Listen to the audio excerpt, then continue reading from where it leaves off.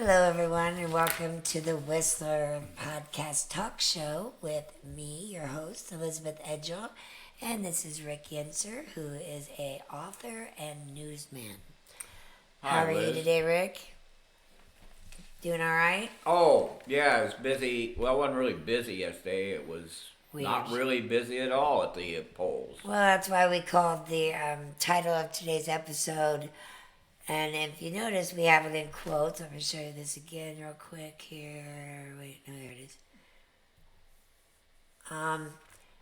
There's nobody here at meetings or at the polls, and there's lack of interest. Did we hear that today? We did. The first quote there's nobody here, was from your Board of Works, where there was literally no one there. And then there was Stephen Brand from the sanitary district's quote at the end, lack of interest. So we're going to go with that because of the dismal turnout on the vote yesterday. Yes. I couldn't believe it in a half a century. I've never seen a lower turnout. What we had was about 4,000 people voted out of registered voters of 45,000. And that doesn't even amount to 9%. I have never seen that low of turnout. Yeah. We saw just a trickle of people in person. Absentee voting, which is usually in the thousands, even for a city election. How many total votes were taken yesterday? The public count was 4,040, but the absentees were really less than 700. And there are usually a lot more people that mail in. The problem here is that there weren't that many contests. The mayor was contested, but he was contested by a perennial candidate, Tony Cox. But Tony, in this go-around, he only got a few percent back in 19, but he got 16% in Tuesday's election. And it was surprising because he had a singular issue of just fix our roads. Yeah, that's what everybody keeps saying to everyone in the city. I mean, yeah, I heard some promotion on NAP that has a local station here about you can post a picture on the city's website of the best chuck hole and they'll give you $100. I think it was a joke, but hey, it's real. Oh my goodness! My head just went. But anyway, I mean, seriously.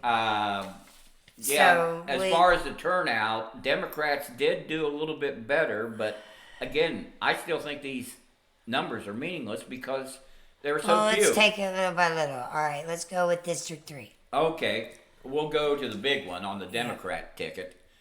Oh, that's District 4. Okay, we'll go to... This is 3. Oh, with Chuck Leonard and Nick Talby.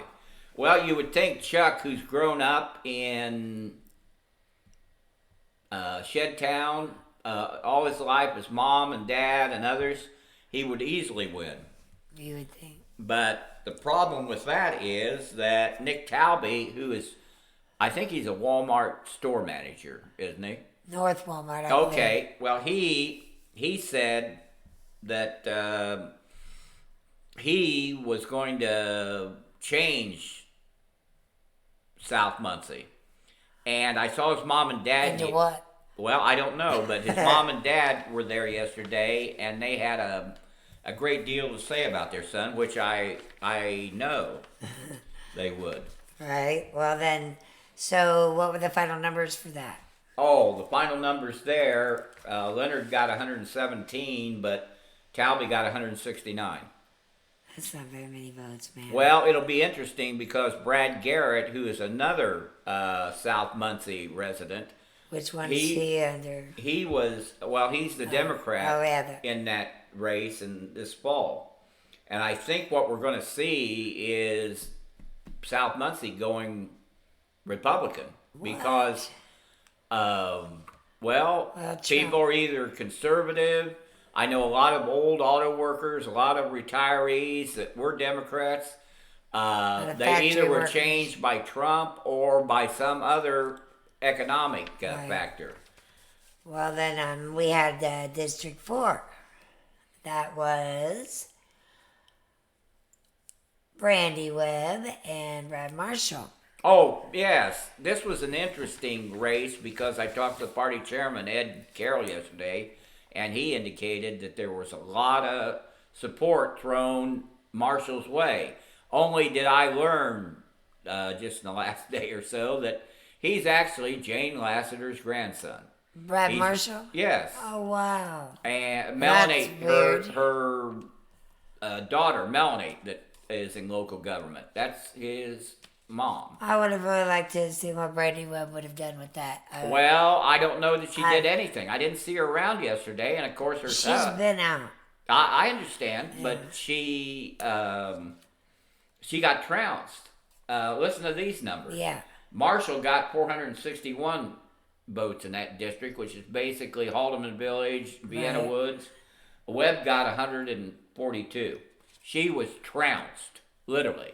You think it has anything to do with the other goings on of her Well, husband? you know the Republican Party doesn't like her husband or Troy Ingram, who they took off the Yeah, but ballot. they didn't keep Webb or Ingram from getting elected.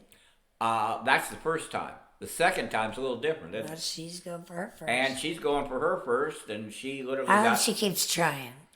That's We gonna, need more women in. I understand, but the Republican Party is a very organized. What they are is a bunch of old white men that don't want to stop the old ways of the old get her done boy system. Oh, I'm Yeah. sorry. I resemble that, but You I'm do, a but- lifelong Democrat, Right. and I still help I the thought people. it ended with Victor Whitehead, honestly, Oh, wow. and Ed Carroll just carried right on down the tube with it. They did themselves in there. They I've did seen themselves in 2 there. or 3 generations of Republican and Democrat Party In my life, leaders. I've never seen a party try to get their own party off of the ticket before. Like, that just makes no sense. But anyway, all right, next we have District 6. Oh, the big race. Yeah. Hey, if there was any turnout at all yesterday, it was over on the east side in Industry, Morningside, and Whiteley. This thing, I wouldn't even think to have picked it.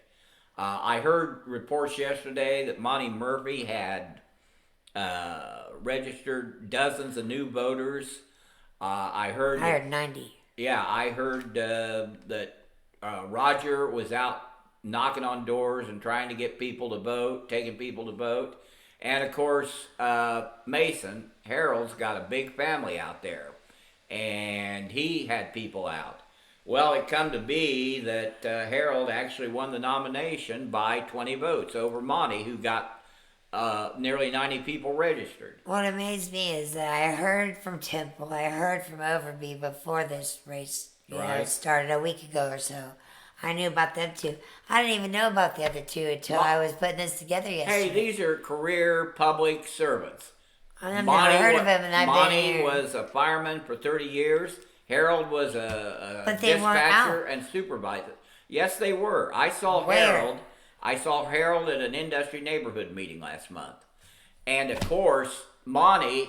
I think he was at another neighborhood gathering, the Whiteley neighborhood, last month too.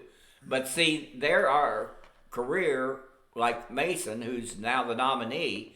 He was both dispatcher and supervisor for 911 communications. And everybody knows the Mason family over on the east side of town. I don't know. Well, I I've only understand. been here 35 years. Okay. That's Well, not long. So then at the last part here, we have the at-large. oh, this was kind of a treat because it was the only race where you had somebody had passed was still on the ballot. Yes, I voted for you, Marwin. Really? I did. I could not vote. I had a Marwin moment. Well, you and 738 other people did because he got 16% of the I vote. also voted for Cox. Didn't he get 301 votes? I'm Yeah. the one. Yeah, there you go. Yeah. Because he got about 16% Right. too, about the same percentage. as Exactly. Isn't that funny? But I mean, I just couldn't not vote for Mom, being that we talked right before that city council meeting. I felt like he had made himself be clearly known to me. Now, of course, the other ones that I voted for were clearly known to me too. It was really no contest for me. well, there wasn't really any surprise because Dale Basham led the Republican at large, Right. and he's been on the ballot twice in the last 4 How years. many votes did he get? His vote total was 1351 or 30%. Aaron Clark, who's also a council member, had 1,230 for 27%, and Rose Selby, who was appointed to the council, had 1,135 votes, or about 25%. So she's third. Huh? She's third. Yeah, she was the last. Okay. And she faces a big challenge this fall from Audie Barber, a labor guy, and Billy McIntosh, who's been on the ballot in Muncie for years. Yes. Billy serves as the member of the Center Township Board of Trustees, and that board takes care of those in need, whether they are aged or poverty stricken or disabled. Yeah, trustees have helped me with my heating bills. Right, yeah, they Yes. help with a lot of things. Yes, they do. And if you notice the numbers, Billy got 1,628 votes, and Barber got 1,228 votes. So Billy could be that lone Democrat this fall that will serve council, because he's been serving people for many years. I'd never heard of him either. Oh, well, Well, I mean, you learn something every day, Liz. every single day. Now, that was a very low turnout. Like you mentioned, it was almost 9% of registered voters that showed up. But Right? But that means that there was 91.1% of people that were registered to vote in Muncie city limit, right? And that did not go vote. oh yeah, if Now, that is you a figure in the huge 45,000 registered voters. Yeah, well, if you do that, like if you figure it all up, that means that out of the 65 and some odd change thousand people that we have in Muncie, Right. Back in 2021, that's the newest census numbers, and you take how many people registered to vote, that means that both parties have some work to do. Right? There are 41,000 people that are registered to vote that didn't vote. And there are 30.4% that aren't registered to vote at all. That's Well- 19,893 people. Well, now I talked to an old political hand just this morning about this, and like he said, the current leadership of the parties don't know what they're doing. They don't do the organizational work in the spring, like in a primary, to get people to vote and then make sure they've identified those voters and return them in the fall. And you and I talked earlier about how COVID changed things. Just like today, you and I were both very busy with things we were doing because yesterday was so busy. Right. Neither one of us could. I couldn't watch the Board of Works meeting or the sanitary department's meeting. All right. But we were able to sit here and watch them online. All right. Now, you prefer to go in person. I also do too, but that hasn't been feasible with me. My car down for 3 months. Well, I So understand. what I'm saying is that I think that COVID, which brought many things online that were not online before, including government meetings, has changed how voting works. And I don't think the parties have adjusted because of that. I think it's a hybrid. I think you have to do some of it on social media and online, and the rest has to be in person. I didn't see anybody walking around. I didn't see, except for Basham and Jeff Robinson. Those are the two I saw out actually politicking. And I didn't see a lot of push to get early votes out either. No, there Whether they wasn't. be absentee And what happened or to that Donati company, that meeting? Project 50? Yeah, that was supposed to be all about getting people registered. Where were y'all? I mean, I geez. saw I only spent a couple hours, so my view is limited, but my view is really I'm the just only saying, in person view all yesterday. you saw was people sharing stuff on Facebook. You Right. didn't see anybody at the Meet the Candidate forums. Those have got to come back. I don't care if Trump's mad at the League of Women Voters. I don't care. I don't care. I don't care. I don't care. Can I say it one more time? You need to You get out sound like voters. They if you don't are care. going to run out, if you're going to run for office, you need to come out and you need to meet Exactly. your Meet people. the people. That's right. Because We the people. that we see that no one shows up. We don't know any of you. You know why? Because you're not here.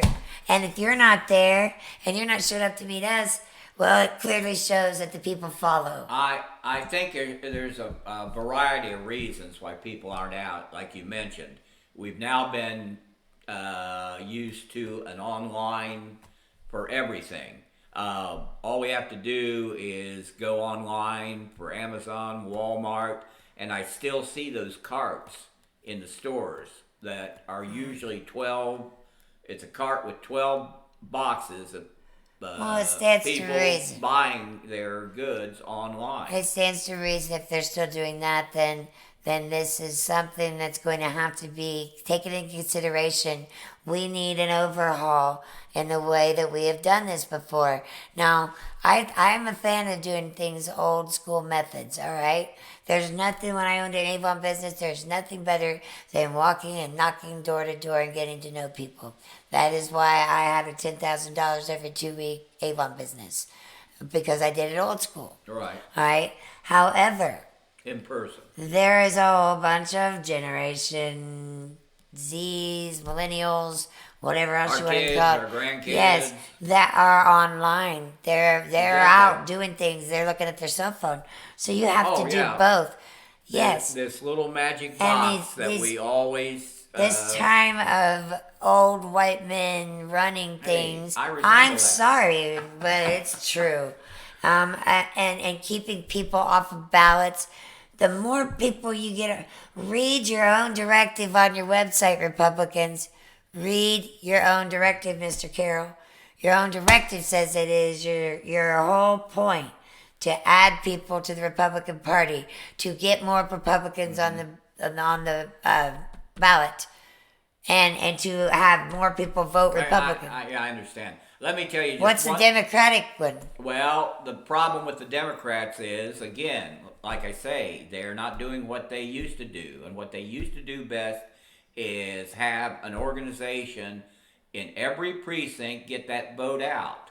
Now, these days it doesn't happen, but see, I'll tell you from yesterday, Democrats still have an edge in this race. They do. They know that there are a lot more Republican mayors who are one term instead of two. And over the last 60 years, it's been Hampton, Wilson, Dominic, and McShirley. Only one Democrat, Cunningham. So if history is correct, we may see a fifth one-term mayor. And you look at the votes yesterday, and there were a few more Democrats than Republicans. I want to say something. And the Democrats have what I call one of the families there, a Dunnick, who is unopposed. And anytime you let a Democrat in Muncie run unopposed, they're going to get more votes than any Republican. They do it. That's why the Republicans don't run anybody against the Center Township trustee. What about the Kay Gillian Walker. woman? And that's why Sue Errington still wins in Muncie. Mm-hmm. And of course, And Sue, she has the legal marijuana vote too. well, and Sue's jumped on the bandwagon. She was at.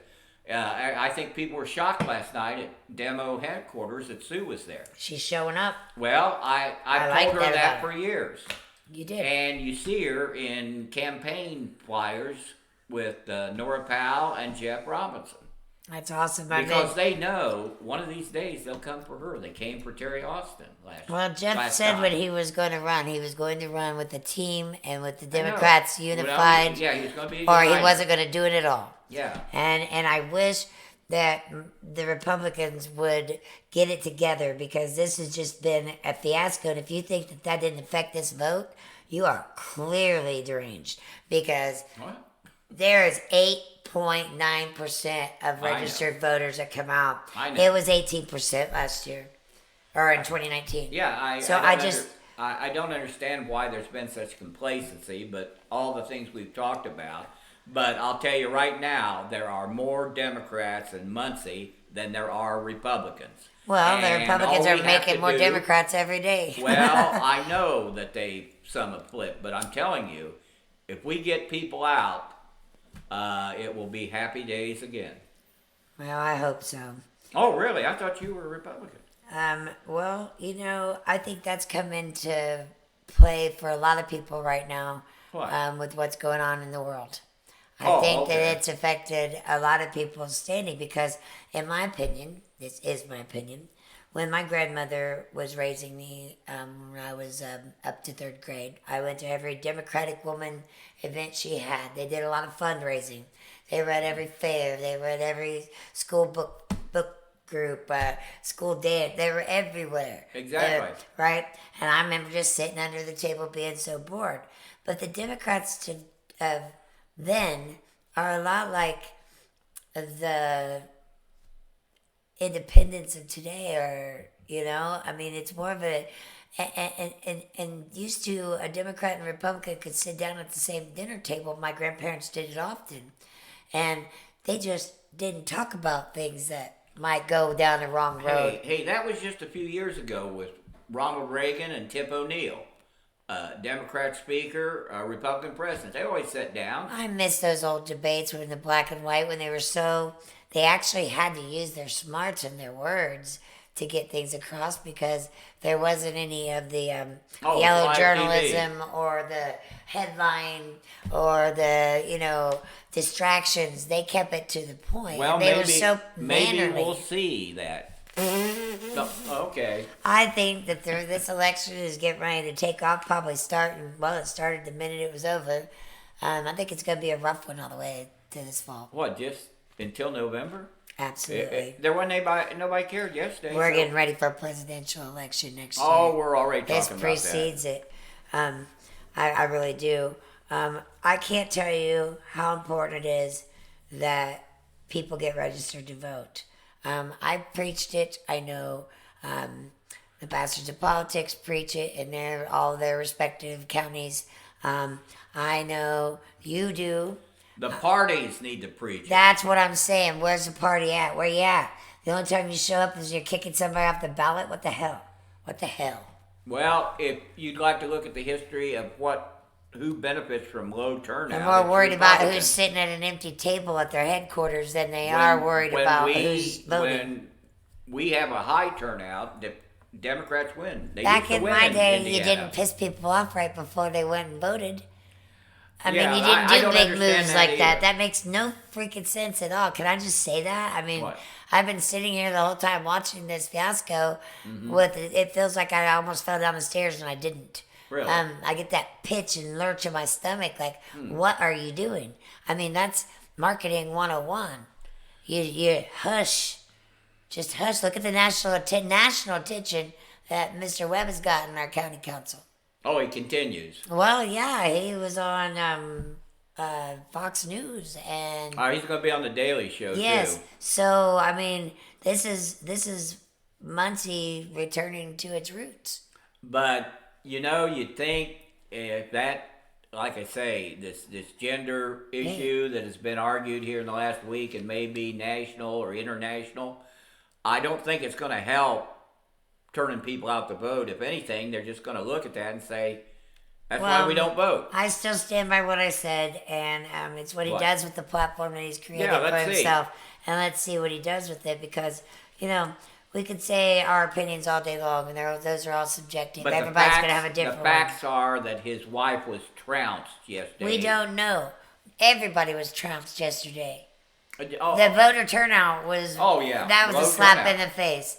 All right, so that isn't because of Ryan Webb. But that is, in that race, that is a strong Republican district. And they turned out 2-1 against her. She was brand new.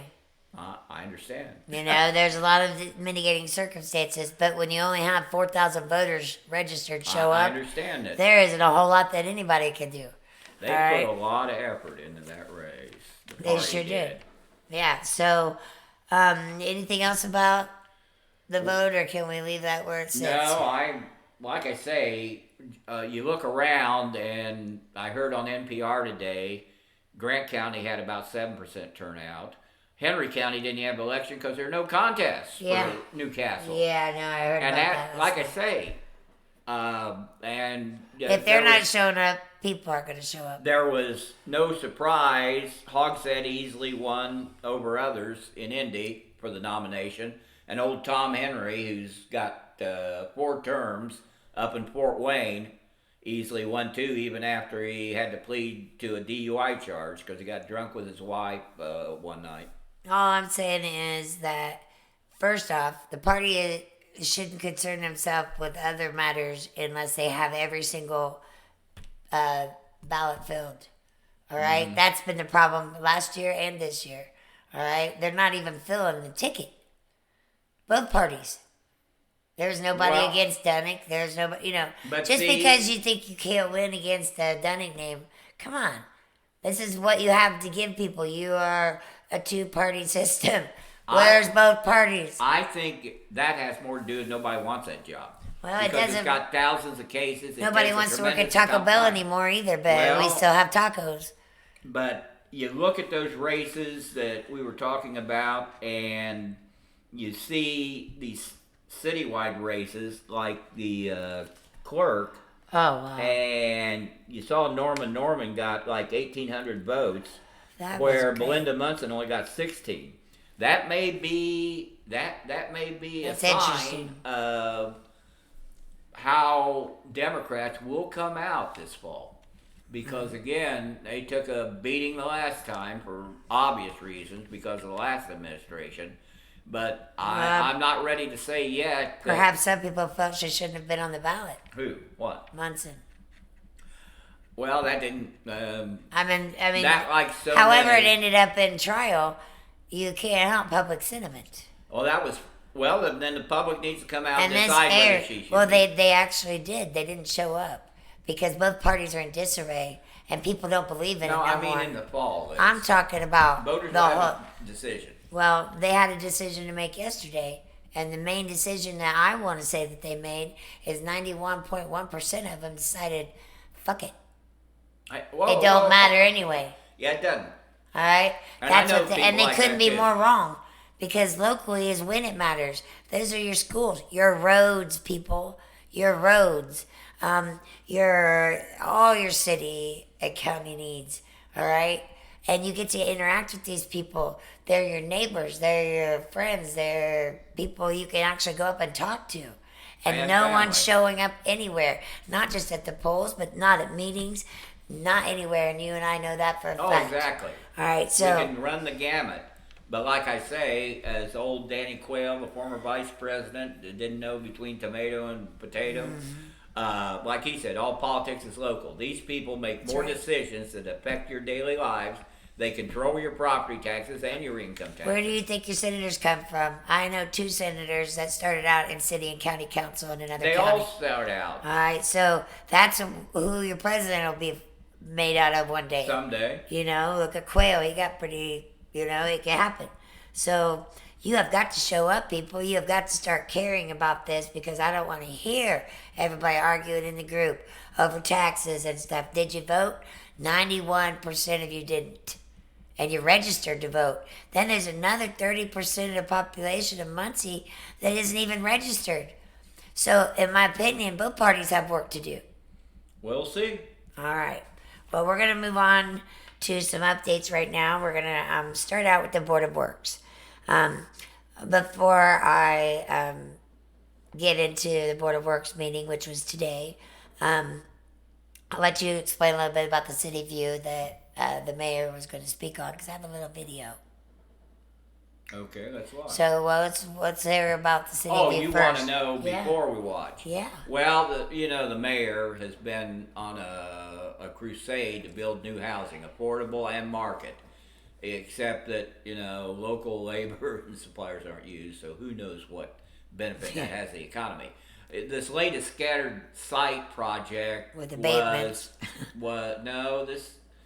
I'm not sure, because it's funded by federal community development dollars. So that is a benefit in itself, and it's a loan that they have to pay back. but they get the money up front. And what this is, on all these vacant lots you see all over town, they're going to build new houses there. Now they're going to be single house dwellings. well, they're going to be family, like Okay. 2-3 bedroom. They're going to be rented, and if people want to own them, they can. And I've seen this concept in other communities. It has worked and it hasn't worked. Frankly, I think we're like the Ball State economists said that we're a peaking point as far as new housing. We've got hundreds, thousands of homes that are vacant, run down. We've got these new affordable and market homes.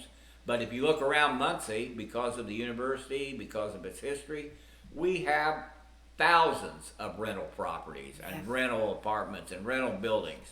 So I'm not sure, but People would have to have jobs and money to buy a house and Right. credit. And right now, everyone I know But is see, tapped. that's why they're starting out low and then giving them the opportunity to buy.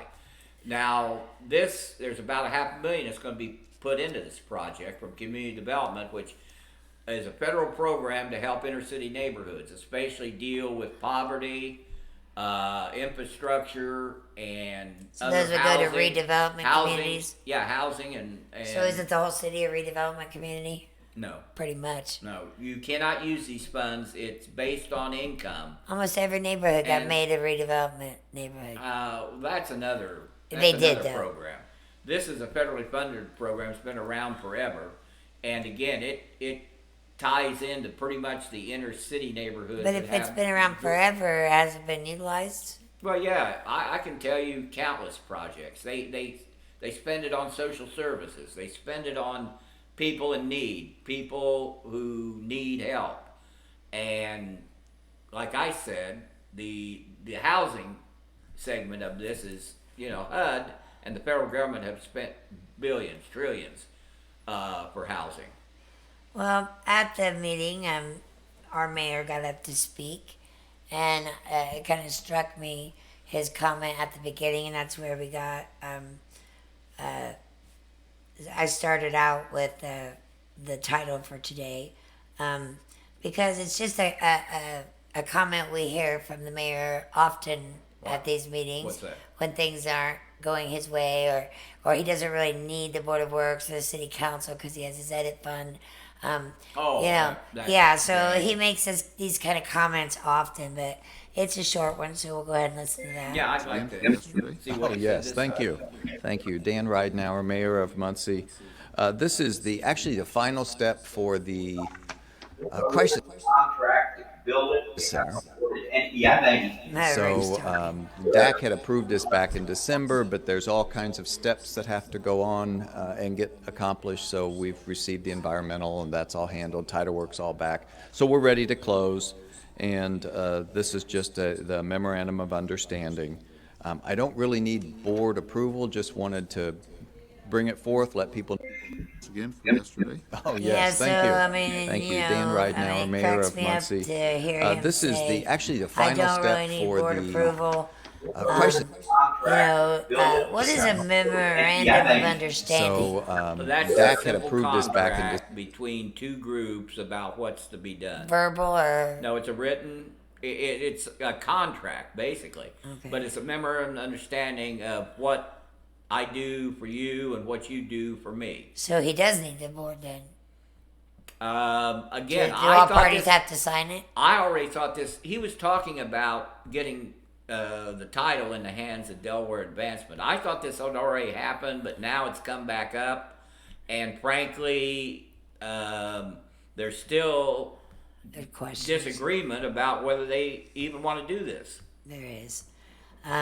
So I wanted to put that up because, that's something we hear often when the mayor doesn't get his way or he's paving his own way. I don't know. I haven't been. Well, I think we need to see what the redevelopment commission's doing here, since we're. Isn't he the head of that? Yeah. Well, Yeah, there's okay. still some issues too about whether he should serve in dual roles as Ethics. the chief executive, and also as a development officer to bring new business and jobs to the community. So Well, I mean, there's a lot of that going on. I mean, we saw Adam Leach at the Board of Works meeting speaking about easements from his job, right? Right. And that was not a big deal. But then, boom, we're in the sanitary district meeting, and he's a board member. All right, so there's a Well, lot of that going that on. has a legal issue there that he is by law required to sit on a sanitary board in Indiana. Law says that if you've got a Right. sanitary board and you You have have to a have a city building engineer, one of its members shall be on the board. Well, the thing is, I'm saying is there's a lot of those that are board sitting members or committees, and then all of a sudden we're running for office. People People like we never even knew before. people like Nick Talby, who's on the bus board, There you go. or Isaac Miller, who's on the redevelopment commission, Exactly. and they appointed him to city council. Or Shireen. Serene Wagley. She's the mayor's assistant, and she's on what board? Oh, the redevelopment There you commission go. too. You know, so I think that there is some conflict of interest all over the city still. Oh, and I forgot old Aunt Jane's grandson. Yeah. He's on the park board. There you go. Matter of fact, he's the president of the park board. Well, You just gotta tell me, Liz. there's enough people out here that are interested in running. I mean, I put my name. There's enough people in this community who that want we, to serve. we shouldn't have somebody wearing the two same hats. old people. Yep, exactly. With a political agenda that does it really help the people? Right. Well, we move on to the sanitary district. Oh yeah, there was big news Well, here. first they approved 659,538.24 in claims, but they only explained around 100,000 of it. I'm surprised they explained it at all. They used That blows to me away. years ago. The Board of Works and the sanitary district just summarily approved it, and there wasn't any. That's what they did anyway. Explanation. Every single thing that they did, except for the McKinney thing, they just went. Anybody Well, have that any was- questions? Now Nope. that was nope. a contract. Yeah, I understand, but I'm saying except for that, they were like, anybody have anything to add? Nope. Anybody have any questions? Nope. He even said at the end of it, Stephen Brand, the president, said, lack of interest, and that's where we get the end of our title. Well, what do you expect from a guy that runs a factory? Well, at the Board of Works, we had Linda Gregory's the one that said, there's nobody here. Well, Linda, I love Linda. I adore her. the She's Gregory. thorough. I think the Gregory sisters have seen their better days. Well, I don't think so. I think Linda is sharp as ever. And I think she would do well on any and her board she sister served on. used to run community development a long time I ago, love too. her. Okay. And then we had a great big to do with changing the law firm that works for the sanitary. Represents. Yeah, that has been the McKinley law firm with Mark McKinney. Oh yeah, Mark McKinney, Yeah. former prosecutor, Yes. a longtime attorney, but Yes. not as long as Defer Baran, who's got a century record of legal service in Muncie. Most people know Defer Baran represents people like the university, people, big business and industry, besides the balls. I was surprised because this is carried on for 6 months. I remember hearing last fall that they wanted to make change. They were going to change attorneys. Now, McKinney is a Democrat. He's also a criminal lawyer. They voted But- 3-2. Yeah, it was a split vote, and they even made mention that this wasn't political because both Safety related, Republicans security and safety related, yes. Democrats voted. We've reached the Here's point in the Mark's agenda where we'll accept response. public comments. Anybody wishing to make public comment to the board can approach the podium, state your name and address for the record, and you'll have 3 minutes. Morning, Mark McKinney, McKinney and Company, 201 North High Street, Muncie. Just want to say, we started working for the district in the fall of 2014.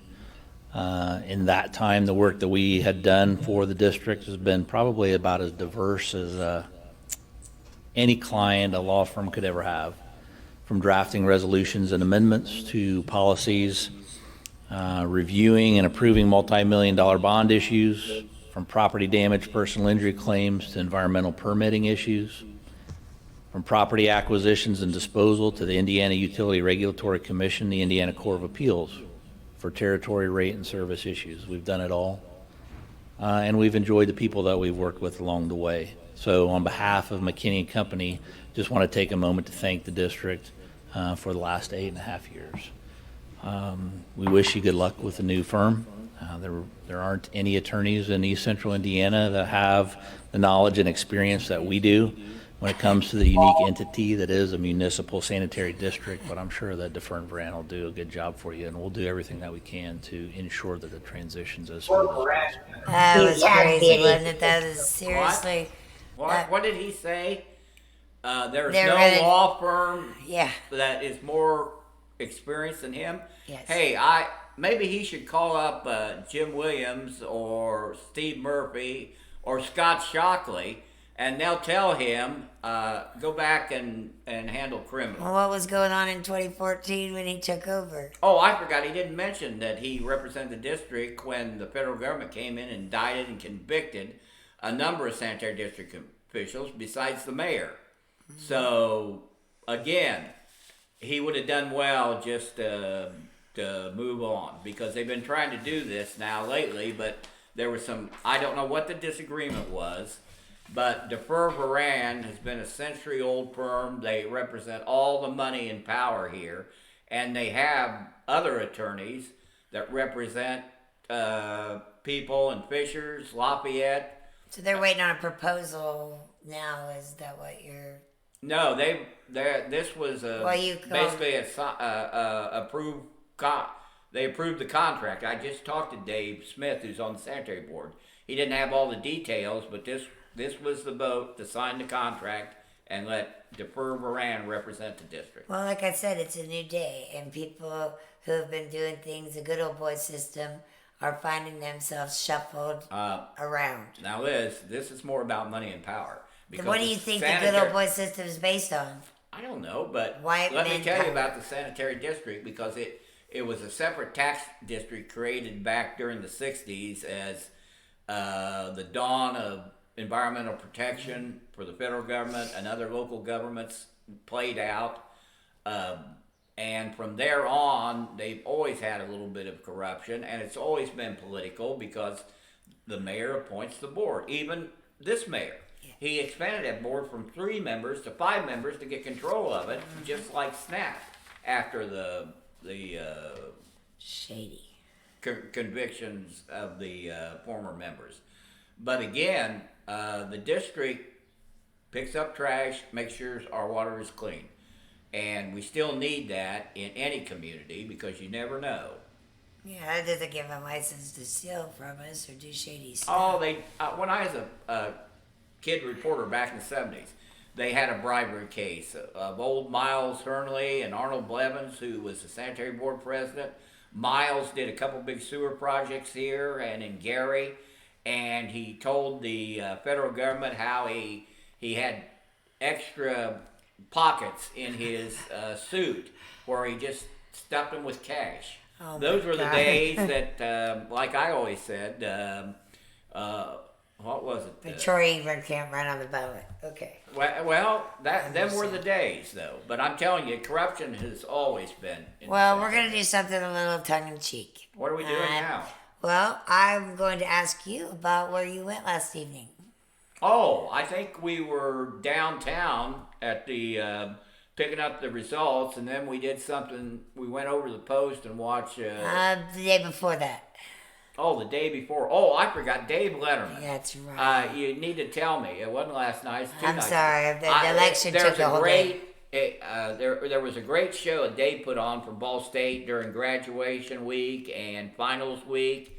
He did a documentary called Clear Reception, and I put something up on the Manifest Destiny site.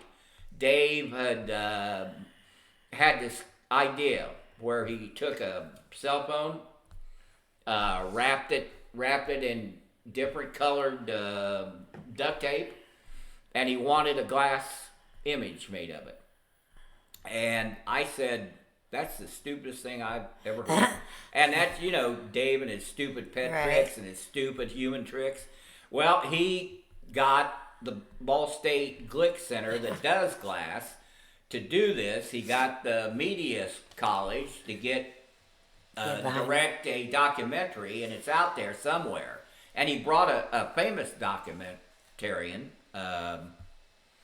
Morgan Neville, Yes. which is not a common name, but he did two significant things. He got an Academy Award for 20 Feet from Stardom, which was about a celebrity. And the other celebrity, I think a lot of people know, Anthony Bourdain. Yes. He did Roadrunner, which was the story about Anthony's slow fading into history by suicide. But like both Dave and Morgan said, my storytelling might be over by AI. But he didn't, in this show, do his top 10 list.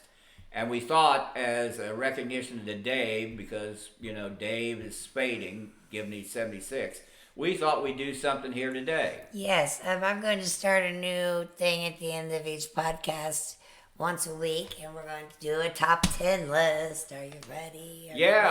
Dave would be proud if he just pick up the phone and say, hey, we just wanted to say hi. Well, we'll cut this one down into commercial size, and maybe we'll send it to him. Oh, I think you're going to like this. But we are going to do top 10 reasons people didn't go vote yesterday. Oh, yeah, that. Okay. Yeah, that. All right, are you ready? Yeah, let's go. All right, we're going to start with number 10. Where's our drum roll? Well, Yeah. we'll get that the next time. Now, top 10 reasons that everybody didn't go vote yesterday. Number 10. Everybody was getting ready for the Governor Davis Memorial Blues Jam at the Hitching Post, so Hey, got busy. you gotta be there on Tuesday. You do. That's quite an event. Then we had number 9. Belinda Munson told Republican voters that she didn't need them after her drive-by screaming announcement that she always wins. Really? She wins. Well, I think Norma Norman is a great movie actress. That may and I not- hope she wins. Right. And then we have number 8. After taking Troy Ingram off the ballot, Ed Carroll didn't think he needed voters. Really? Yeah. Well, now he said he put a lot of effort in And writing memos? No, get Aunt Jane's grandson to trounce Brandy Webb. Well, I bet he did put a lot of effort in that. They did. Look at those numbers. I don't.